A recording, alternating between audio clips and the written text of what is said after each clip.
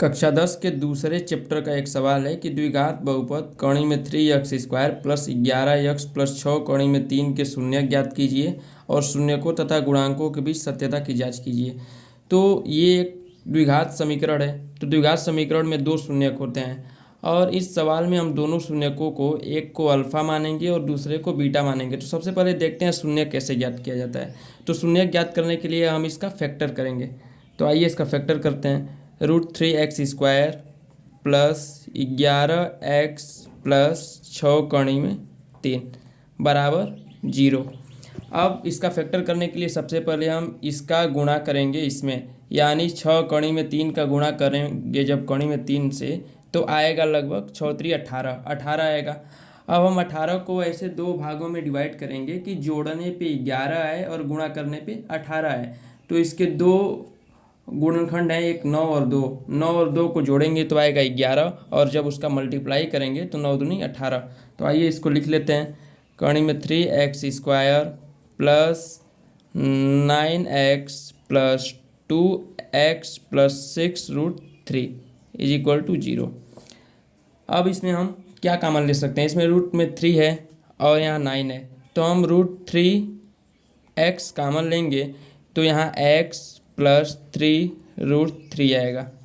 फिर सेम चीज़ ये यहाँ पे उतार लेते हैं, x प्लस 3√3 और यहाँ 2x है तो यहाँ 2 लिख देंगे। जब इसका मल्टीप्लाई करेंगे तो 2x आ जाएगा और फिर इसका जब इसमें मल्टीप्लाई करेंगे तो 6√3 आ जाएगा, जो कि 0 के बराबर है। फिर ये दोनों में कॉमन है, इसको ले लेते हैं, x प्लस 3√3 और यहाँ से ये कॉमन हो गया तो बचेगा √3x और यहाँ से हम इसको बाहर कर लिए तो केवल प्लस का 2 बचेगा, जो 0 के बराबर हो जाएगा। अब एक बार इस ब्रैकेट को 0 के बराबर करेंगे, फिर इसको 0 के बराबर करेंगे, यानी x plus 3√3 is equal to 0।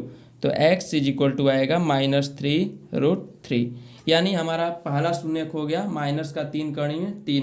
अब हम दूसरा शून्यक किसका ज्ञात करेंगे? तो अब दूसरे ब्रैकेट को 0 के बराबर कर लेंगे, यानी √3x plus 2 is equal to 0। तो √3x बराबर हो जाएगा, ये प्लस 2 है, इधर आएगा तो माइनस का 2 हो जाएगा, तो x इज इक्वल टू आ जाएगा -2 बट्टे कौणी में 3। यानी हम इस क्वेश्चन में सबसे पहला जो क्वेश्चन था शून्य ज्ञात कीजिए, तो हम शून्य ज्ञात कर लिए। पहला शून्य का आया है x इक्वल टू -3√3 और दूसरा शून्य का आया है -2/√3। ठीक है, तो जो पहला शून्यक है उसको हम अल्फ़ा के बराबर मानेंगे, यानी अल्फ़ा इज इक्वल टू आया है -3√3 और बीटा इज इक्वल टू आ गया है -2/√3। अब इसमें कहा है कि शून्यकों तथा गुणांकों के बीच सत्यता की जांच कीजिए। तो शून्यक तो हो गया, अब इसका गुणांक क्या होगा? आइए गुणांक देख लेते हैं। तो इसके दोनों शून्यक हमने ज्ञात कर लिए हैं, अल्फ़ा का मान -3 कौणी में 3 और बीटा का मान -2 बटा कौणी में 3। अब हम शून्यकों तथा गुणांकों के बीच सत्यता की जांच करेंगे। ठीक है, तो हम शून्यकों का योग निकालेंगे। सबसे पहले शून्यकों का योग, सबसे पहले हम लिख लेते हैं शून्यकों तथा गुणांकों के बीच सत्यता की जांच करेंगे।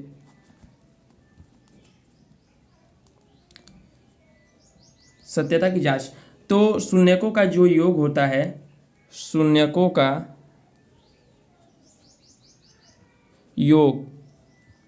योग क्या होगा? पहला शून्यक अल्फा है और दूसरा शून्यक हमारा बीटा है। दोनों का योग जो होता है वो -b/a के बराबर होता है। अब इसमें -b क्या है? -b x का गुणांक है।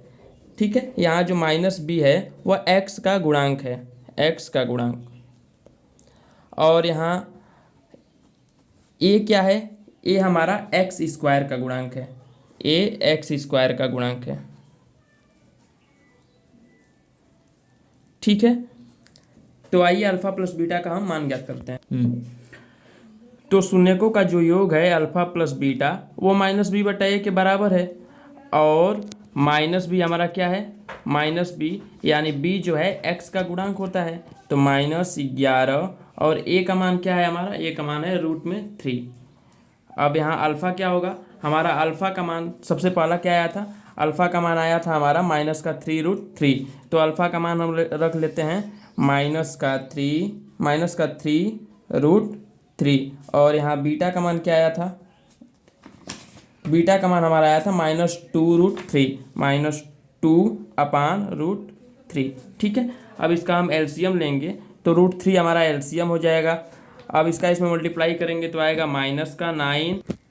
अब -9 और -2 को जब हम जोड़ेंगे तो आएगा -11/√3 और हमारे यहाँ पे -11/√3 है ये, यानी हमारा दोनों बराबर आ गया। तो हमने सबसे पहला इसमें जांच कर लिया शून्यकों का योग। अब हम जांच करेंगे शून्यकों का गुणनफल, ठीक है। तो जो शून्यकों का गुणनफल होता है वो अल्फ़ा इंटू बीटा होता है और अल्फ़ा इंटू बीटा बराबर होता है C/A। अब इसमें C क्या है, C एक अचर पद है, C अचर पद होता है और A आप लोग को पता ही है, पहले बता चुके हैं। A क्या है, x² का गुणांक है, x² का गुणांक, ठीक है। अल्फ़ा इंटू बीटा, अल्फ़ा का मान हमारा है -3√3 और गुणे -2/√3, ठीक है। और C/A, C का मान हमारा क्या है, C अचर पद होता है, यही C है, 6√3 ये C का मान होता है, 6√3/A का मान हमारा √3 है, ठीक है। अब हम √3 से √3 को कट कर देंगे तो यहाँ आएगा -6 इंटू -2, माइनस माइनस गुणा होता है तो प्लस हो जाता है और 3 दूनी 6 बराबर। अब कड़ी में 3 से हम कड़ी में 3 को कट कर देंगे तो ये भी हो जाएगा 6, यानी लेफ्ट हैंड साइड हमारा राइट हैंड साइड के इक्वल हो गया। तो हमने यहाँ पे शून्यकों का गुणनफल भी चेक कर लिया, ठीक है।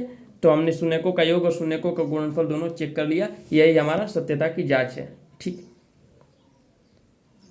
हो गया।